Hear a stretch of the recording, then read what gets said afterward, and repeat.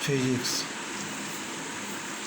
जैसा कि इसके पहले हम पढ़ चुके हैं, पैरेलल प्लेट कैपेसिटर के बारे में पढ़े हैं और स्फेरिकल कैपेसिटर का कैपेसिटेंस का मान हम लोग कैसे ज्ञात करते हैं, कैपेसिटेंस का क्या फार्मूला होगा, ये सारी चीज़ हम लोग पढ़नी है। अब देखेंगे कि पैरेलल प्लेट कैपेसिटर क्या प्रिंसिपल होता है, पैरेलल प्लेट कैपेसिटर का प्रिंसिपल क्या होता है, या एक नंबर में एग्ज़ाम में पूछता है, तो इसको पहले समझेंगे। प्रिंसिपल ऑफ पैरेलल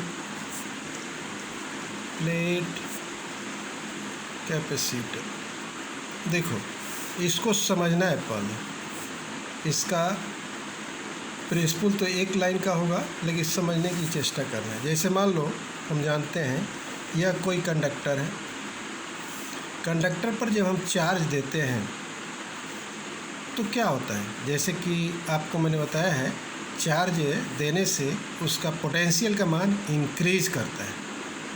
तो पोटेंशियल का मान इंक्रीज करता है, तो इस इंक्रीज कुछ समय के बाद चार्ज आप देते जाते हैं, उसके बाद एक समय ऐसा आता है कि उस पर चार्ज देने से उसका पोटेंशियल का मान इंक्रीज नहीं करता है। तो आखिर जब चार्ज देते हैं तो ऐसा क्यों होता है? इसलिए होता है कि जब इस पर एनफ चार्ज हो जाता है, दैट विल लीक। कैसे लीक होता है? तो चूँकि इस चार्ज कंडक्टर के चारों तरफ एटमॉस्फेयर है, एयर है, और यहाँ चार्ज जब एक्सेस हो जाता है तो क्या होता है, यही चार्ज है जो एयर में मॉलिक्यूल्स होते हैं, जो एटम्स होते हैं, उससे इलेक्ट्रॉन के साथ वह न्यूट्रलाइज हो जाता है, और कितना हो चार्ज देते हैं, पोटेंशियल का मान इंक्रीज नहीं करता है। तो इसके लिए हम लोग क्या करते हैं, देखो एक सिंगल कंडक्टर को भी हम लोग कैपेसिटर कह सकते हैं, लेकिन जितना हमको पोटेंशियल चाहिए, जितना हमको उसकी एनर्जी चाहिए, वह नहीं आ पाता है। एनर्जी कैसा?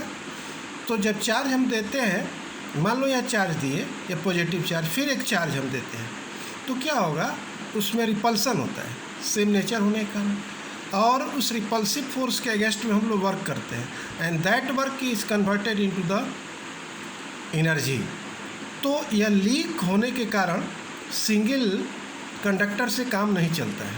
तो हम लोग क्या करते हैं कि यहाँ से एयर मॉलिक्यूल को हटाने के लिए हम लोग क्या करते हैं, इसके नज़दीक एक अनचार्ज्ड हम लोग कंडक्टर लाते हैं। जैसे मान लो यहाँ अनचार्ज हम कंडक्टर लाते हैं, तो अनचार्ज कंडक्टर में क्या होता है, न्यूट्रल जो कंडक्टर है उसमें इलेक्ट्रॉन और प्रोटॉन दोनों की संख्या समान होती है। तो इससे क्या होगा, इससे चार्ज इस पर, चूँकि इस प्लेट पर चार्ज जो है प्लस क्यू है, तो ये क्या करता है कि अब इस चार्ज प्लेट, अनचार्ज प्लेट जो है, उस पर नियरर फेस पर यह फोर्स लगाता है, जिसके कारण इलेक्ट्रॉन जो है, अर्थात negative charge will polarized in this side nearer the face of this positive charge. तो यहाँ जब आ जाता है, अर्थात दोनों पॉजिटिव और नेगेटिव के बीच एक फोर्स लगता है जो इलेक्ट्रोस्टैटिक फोर्स है, इससे क्या होता है, यह चार्ज जो है बाउंडेड हो जाता है। तो इस चार्ज को हम लोग कहते हैं बाउंडेड चार्ज। इस चार्ज को क्या कहते हैं, बाउंडेड चार्ज। तो यह बाउंडेड चार्ज जो होता है, और इसके आउटसाइड सरफेस पर यहाँ पॉजिटिव चार्ज आ जाता है। तो पॉजिटिव चार्ज जो आता है, यह क्या है, यह प्लेट ए पर, मान लो यह प्लेट ए मान लेते हैं, यह प्लेट बी मान लेते हैं। तो प्लेट ए पर जो चार्ज प्लस क्यू है, इस पर रिपल्सिव फोर्स लगाता है, और इस रिपल्सिव फोर्स से लगाने से यह इसको रिपेल करता है, बाहर की ओर जाने के लिए रिपेल करता है, लेकिन यह ऐसे नहीं जाता है। तो देखो, जैसे मान लो यहाँ पॉजिटिव निगेटिव चार्ज इसके नियर फेस पर है ए के, तो हम लोग देखते हैं कि इसका जब निगेटिव चार्ज आएगा तो क्या होगा, इसका पोटेंशियल डिक्रीज करेगा, किसका, प्लेट ए का। लेकिन चूँकि यहाँ इसके अदर साइड पर, बी प्लेट्स के अदर साइड पर पॉजिटिव चार्ज है, जिस रेशियो में इसको पोटेंशियल का मान घटना चाहिए वह नहीं घटता है। अर्थात आप जानते हो कैपेसिटेंस C बराबर होता है Q/V। तो यहाँ देखो, जब V का मान जितना ही डिक्रीज करेगा कैपेसिटेंस ऑफ द कैपेसिटर उतना ही बढ़ेगा, क्योंकि चार्ज यहाँ क्या है, कांस्टेंट है। तो इसके लिए हम लोग क्या करते हैं, देखो यहाँ से भी समझ लो, अलग से फिगर से हम लोग क्या करते हैं कि यह पॉजिटिव चार्ज हो गया इस ए प्लेट पर, और यहाँ हो गया निगेटिव चार्ज इसके नियर फेस पर या इसके इस फेस पर, अर्थात बी प्लेट्स के यहाँ अपर आउटर साइड पर पॉजिटिव चार्ज है। तो यह एक तरह से फ्री चार्ज है, अर्थात इस पर रिपल्सिंग फोर्स लगता है। तो इसको हम लोग क्या करते हैं कि इसको अर्थ कर देते हैं। जैसे ही अर्थ करते हो, यहाँ चूँकि अर्थ क्या है, यह ओशियन ऑफ द इलेक्ट्रॉन्स है, इलेक्ट्रॉन जाते हैं और इसको न्यूट्रलाइज करते हैं, और जब न्यूट्रलाइज करते हैं तो क्या होता है कि यह भी निगेटिव हो जाता है इस पर। तो एक प्लेट ए का पोटेंशियल का मान डिक्रीज कर जाता है, और जैसे ही डिक्रीज करता है इसका कैपेसिटेंस इंक्रीज कर जाता है। तो इसका मतलब है कि इसका प्रिंसिपल क्या कहता है, यही कहता है कि the capacitance of an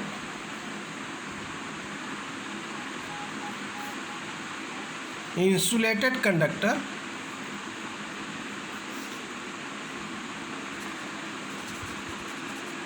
is increased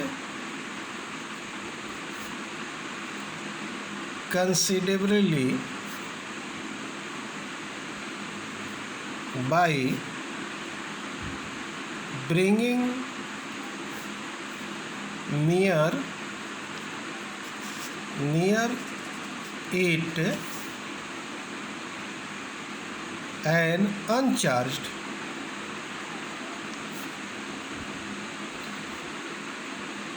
earthed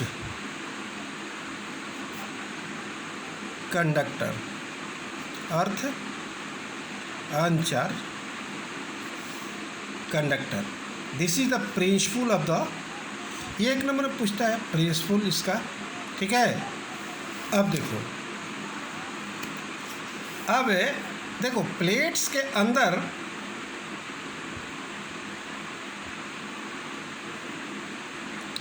हम लोग क्या करते हैं, कभी कभी इंसुलेटिंग मटेरियल लगाते हैं, जैसे डाइलेक्ट्रिक हम लोग लगाते हैं। डाइलेक्ट्रिक मीडियम रखने पर यह कंडक्टर का फॉर्म हो जाता है, कैपेसिटर का फॉर्म बन जाता है। अब देखो, आप जानते हो कि कैपेसिटर और कंडेंसर जो है का यूज़ जो होता है मेनी इलेक्ट्रिकल एप्लायंसेस में होता है, ठीक है ना। जैसे हम लोग रेडियो ट्यूनिंग में करते हैं, और फिल्टर सर्किट में भी करते हैं, फ़ैन में भी करते हैं, इलेक्ट्रिकल मोटर ETC में करते हैं। अब देखो हम लोग देखते हैं capacitance of a parallel plate capacitor, यह भी पूछता है एग्ज़ाम में। कैपेसिटर विथ एयर, अर्थात दोनों प्लेट्स के बीच एयर हो केवल, तो हम लोग उसका कैपेसिटेंस का वैल्यू कैसे ज्ञात करेंगे। जैसे मान लो दो प्लेट से पैरेलल है, एक प्लेट X है, दूसरा प्लेट Y है। अब देखो इस पर पॉजिटिव चार्ज है, ठीक है। अब इस पॉजिटिव चार्ज के कारण, जैसा कि अभी हमने आपको बताया है, इस प्लेट्स B के नियरेस्ट सरफेस पर निगेटिव चार्ज होगा, यह निगेटिव चार्ज है। और यहाँ इसको हम लोग अर्थ कर देते हैं, तो यह पॉजिटिव जो है इसके निकले हुए इलेक्ट्रॉन से क्या होगा, न्यूट्रलाइज हो जाता है। ठीक है, तो मान लो both plates are separated by some distance that is suppose that D. ठीक है ना, तो यहाँ देखिए, अगर इसका surface charge density plus sigma है, इस प्लेट का surface charge density minus sigma है, माइनस इस पर माइनस चार्ज है इसलिए। ठीक है ना, तो देखो, तो इस दोनों प्लेट्स के बीच में क्या होगा, इलेक्ट्रिक फील्ड होगा। देखिए, इलेक्ट्रिक जब पोटेंशियल इंक्रीज करता है तो इलेक्ट्रिक फील्ड भी इंक्रीज कर देता है। दोनों का प्लेट्स के बीच में ये इलेक्ट्रिक फील्ड, और यह इलेक्ट्रिक फील्ड जो होगा वह ई बराबर क्या होगा, अर्थात the electric field between the plates separated by air और वैक्यूम, अर्थात the electric field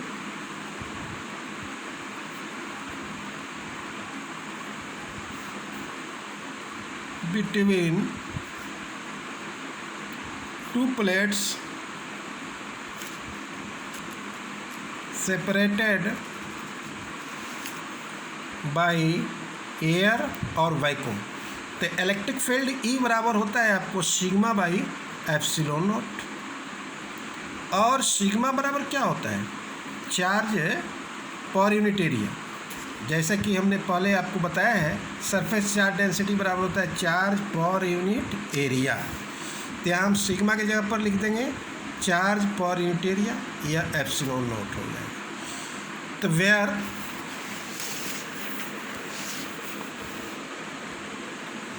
A is the area of each plate।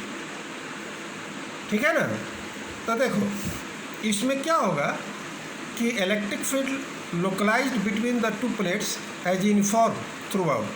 The potential difference between the plate is simply the electric field times the distance between the plates. इसका मतलब हो गया, जैसे कि हम लोग जानते हैं, we know that electric field E बराबर होता है potential over distance, where D is the distance between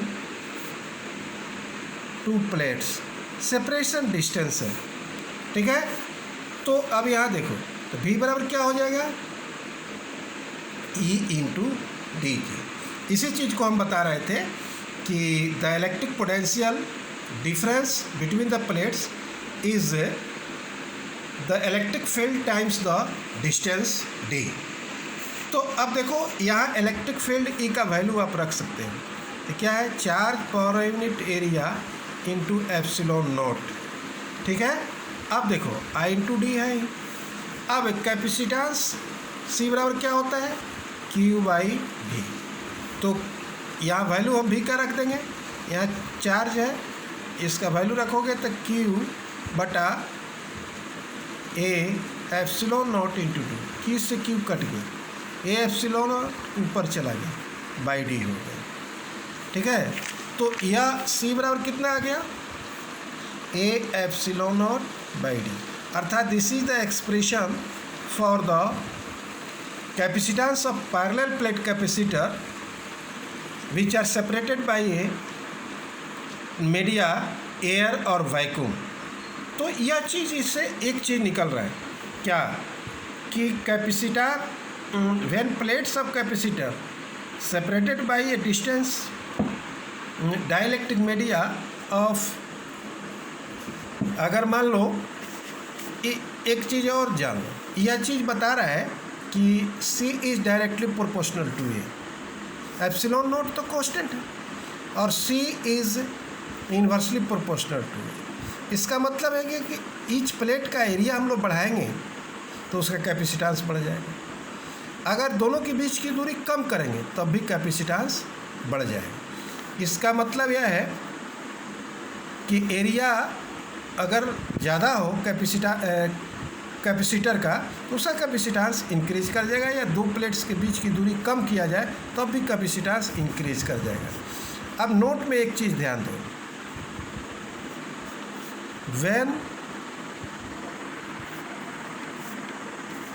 when plates of capacitor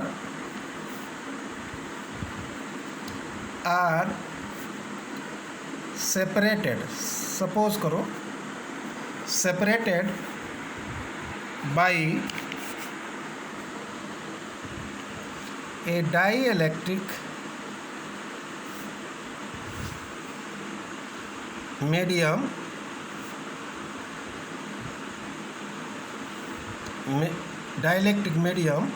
of relative permittivity epsilon R. तो यह बराबर के है, जिसको हम लोग डाइलेक्ट्रिक कांस्टेंट के भी कहते हैं।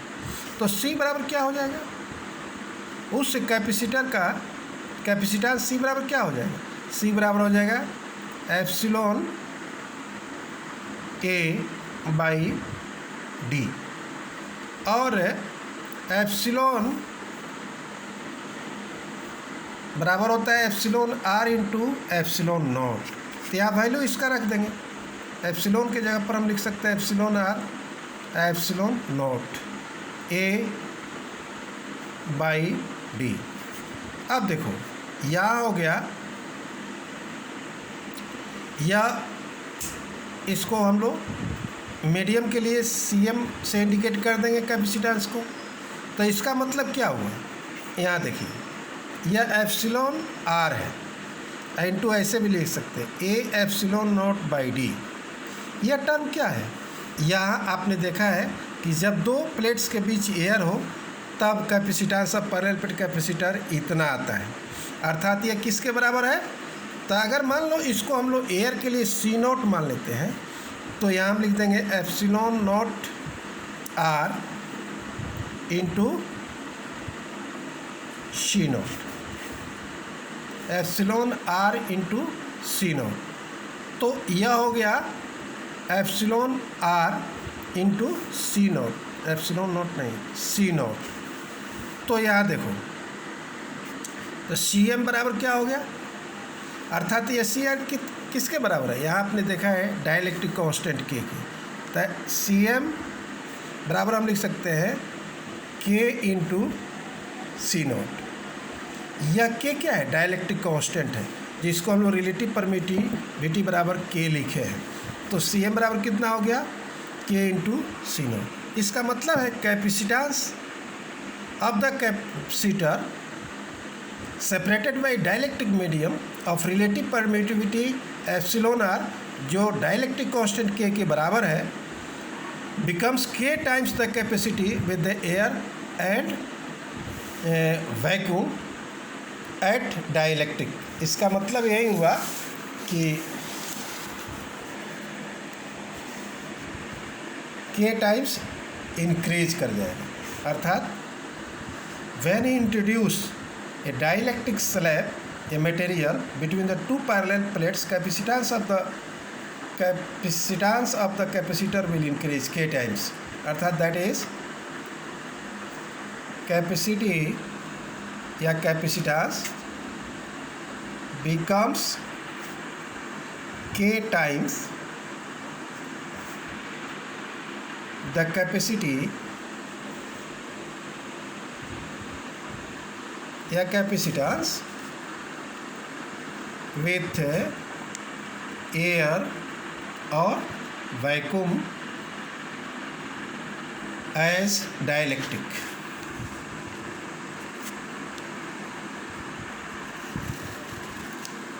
ठीक है,